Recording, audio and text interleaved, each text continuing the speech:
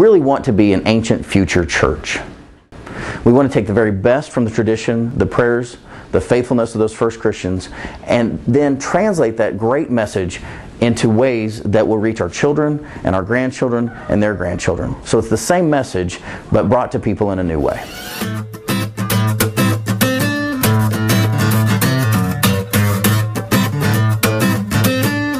In the late 1990s, Mark Foster was the minister at 2 United Methodist churches in Oklahoma. One was in Minko, the other in Friendship. It was while he was doing this job that he was chosen to start or plant a new church in Northwest Edmond. The head of congregational development actually stopped me in a receiving line at annual conference and said, "Hey, we're really excited about you going and planting a church in Northwest Edmond." And it shocked me because nobody had said that to me officially yet. And it was pretty exciting. The first meetings took place at the Fosters' home, with preview services eventually beginning here at Lord of the Harvest Church. While the congregation was small at the start, it was clear that Mark was the right man for the job and that something exciting was happening. Kim and I went to the last preview service, and I knew immediately then that this is the church that we wanted to be involved in. And I told Mark right after. I think there was only 4 of us there. I think it was Mark and a couple of people that had stayed from the first service, and then Kim and I. I think we were the only new people in the room for the first service. But I knew then and there. After a few months at Lord of the Harvest, the church moved its gatherings to Edmond North High School in order to have services on Sunday mornings. Edmond North was a great story because we had tried to get in there in April of '99 when we first moved here, but Columbine had happened, and they had basically, in no uncertain terms, told us that we would never be able to use any of the Edmond public schools because of the safety factor. But we had a number of people praying for us, and we prayed through that, and we kept asking and looking and hoping and praying, and by November of that same year, they had agreed to let us in. Meeting at Edmond North could not last, however. The school had a renovation project that involved the rooms that Acts 2 was meeting in. As a result, the church once again found itself searching for a home. We kept praying, and we would pray every day, "God, where are you going to move us to? Where could we go?" And Cheyenne Middle School was still under construction.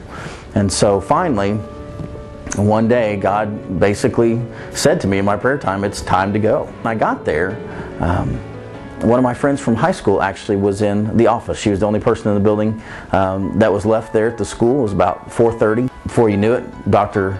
Bendick came up to the driveway. We were on our way out, and within about 20 minutes from the time God said, "Go to Cheyenne Middle School and see what happens," we basically had a contract signed, sealed, and delivered, and had a place that we would call home for the next 5 years. Regardless of where the church meets, Acts 2 is about a particular mission. It's a mission that's spelled out in the book of Acts.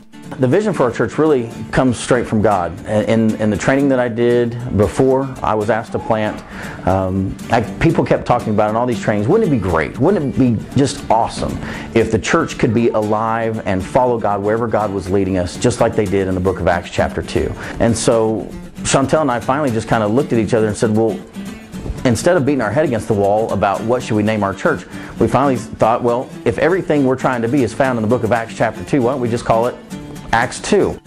Living up to the words of Acts 2, verse 42 is no easy chore, but if you ask the members of this vital, growing congregation, this church has been successful. You can measure a church's success in the number of people that it brings to God, and it brought one. I mean, it brought me to God, and as far as I'm concerned, it's a success.